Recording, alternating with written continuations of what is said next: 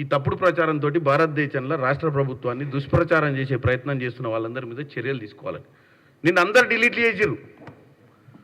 So ఈరోజు మనకి ఏమర్థమైంది? తెలంగాణ సమాజం దీని వైపు చూడాలి. ఏమర్థమైంది?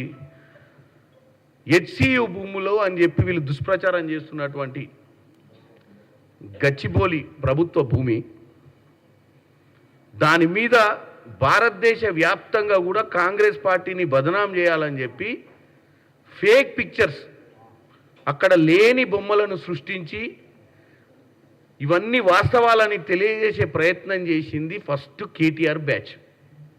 దాన్ని నెగిటివ్ పాలిటిక్స్ అంటారు.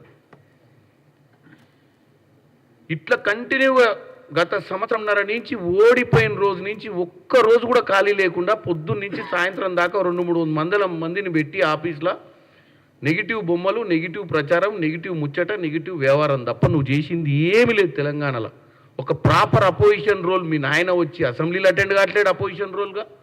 అపోజిషన్ లీడర్గా మీరు ఒక కన్స్ట్రక్టివ్ అపోజిషన్ పాత్ర ఏ రోజు పోషించలేదు. ద్వేషం, విద్వేషం, ద్వేషము, తప్పుడు ప్రచారము, తప్పుడు మాటలు, తప్పుడు ఫోటోలు, తప్పుడు సంకేతాలు. ఇది నెగిటివ్ పాలిటిక్స్ అంటే కేటీఆర్ గారు.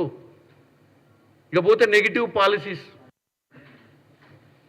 మరి తెలంగాణ ప్రజలు ఈరోజు ఆయననే అడగాలి నెగిటివ్ పాలసీస్ అంటే ఏందో. ఏకకాలంగా భారతదేశంలోనే ఎక్కడ జరగనటువంటిగా 21,000 కోట్ల రూపాయలు రైతు రుణమాఫీ చేయడం నెగిటివ్ పాలసీయా? అంటే ప్రజలు బాగుపడొద్దా? పాలసీ రాంగ్ అంటే అదే కదా పాలసీ. రైతు రుణమాఫీ చేయడం తప్ప, నిన్నటికి నిన్న సన్నబియ్యం వేయడం తప్ప,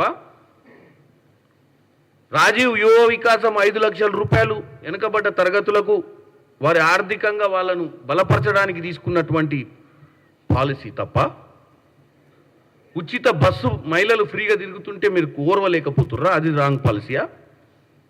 500 రూపాయల సిలిండర్ ఇద్దామన్న ఒక ఆలోచన రాంగ్ పాలసీయా? 200 యూనిట్ల కరెంటు రాంగ్ పాలసీయా? చెప్పండి కేటీఆర్ గారు. మీరు ఇలా రాంగ్ పాలసీ, రాంగ్ పాలిటిక్స్ అని చెప్పి మీరు ఇందాక మీ పార్టీ కార్యాలయంలో మీరు మీటింగ్ పెట్టుకున్నారు, తప్పులేదు.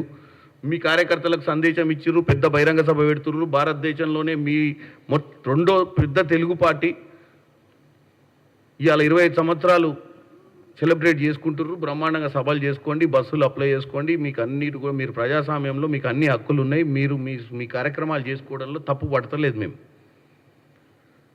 మీ కార్యక్రమాలు చేసుకుంటూ కూడా మీ కార్యక్రమాలలో మీ కార్యకర్తలతోటి మీరు ఆ కార్యక్రమాన్ని ఎట్లా సక్సెస్ చేసుకోవాలి, డిజిటల్ మెంబర్షిప్ చేస్తారా, పేపర్ మీద మెంబర్షిప్ చేస్తారా, అన్నీ బాగానే ఉన్నాయి. మీ వ్యవహారం మీరు మాట్లాడుకోవడంలో మేము తప్పు పడతలే. మేము తప్పు పట్టేది ఏంటంటే మళ్ళీ మనకు వచ్చేసరికల్లా కుక్కతో ఒక వంకర టైపు లాస్ట్కు రాగానే ప్రభుత్వంపై దుష్ప్రచారం చేయడాన్ని తప్పు పడుతుంది. నెగిటివ్ పాలిటిక్స్ చేసేది మీరే. ఉన్న పాలసీలను ప్రజలకు మంచి జరుగుతుందంటే ఓర్వలేకపోతుంది మీరే. ఏదో విధంగా డెఫినెట్గా కాంగ్రెస్ పార్టీని ప్రజల ముందు తీసుకుపోయి ఏదో మాట్లాడాలన్న ఆవేశం తప్ప మీలో ఏం కనపడతలేదు కేటీఆర్ గారు. ఇకపోతే మిమ్మల్ని చూసి మీరు ఆడేదో మాట్లాడంగానే మీ బావగారు బయటకు వచ్చారు. వచ్చి మీరు కూడా అన్నట్టుర్రు ఒక లిక్కర్ రెవెన్యూ తప్ప ఏ రెవెన్యూ లేదు ఈ రాష్ట్రానికి అని. ఇక జిఎస్టీ అయితే 0% అని గ్రోత్.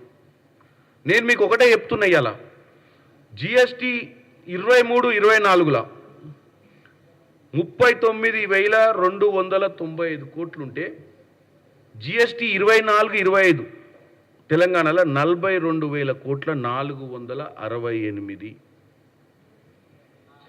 8% గ్రోత్. భారతదేశ వ్యాప్తంగా 8.6% గ్రోత్ ఉంటే అన్ని రాష్ట్రాలు కలిపి దానికి ధీటుగానే సమానంగానే 8% గ్రోత్లో ఈరోజు తెలంగాణ కూడా నడుస్తుంది. పక్కనే ఉన్నటువంటి కేరళలో 6% గ్రోతే ఉంది, ఒడిశాలో 5% గ్రోతే ఉంది, అస్సాంలో 6% గ్రోతే ఉంది, బీహార్లో 6% ఉంది, ఆంధ్రప్రదేశ్లో 5%. ఇవన్నీ కూడా బీజేపీ పాలిత బీజేపీ తోటి ఉన్నటువంటి అలయన్స్లో ఉన్న రాష్ట్రాలే. మరి మనం ఎక్కడ తప్పు చేస్తున్నాము? మనం చూసే విధానంలో తప్పు ఉందా హరీష్ రావు గారు?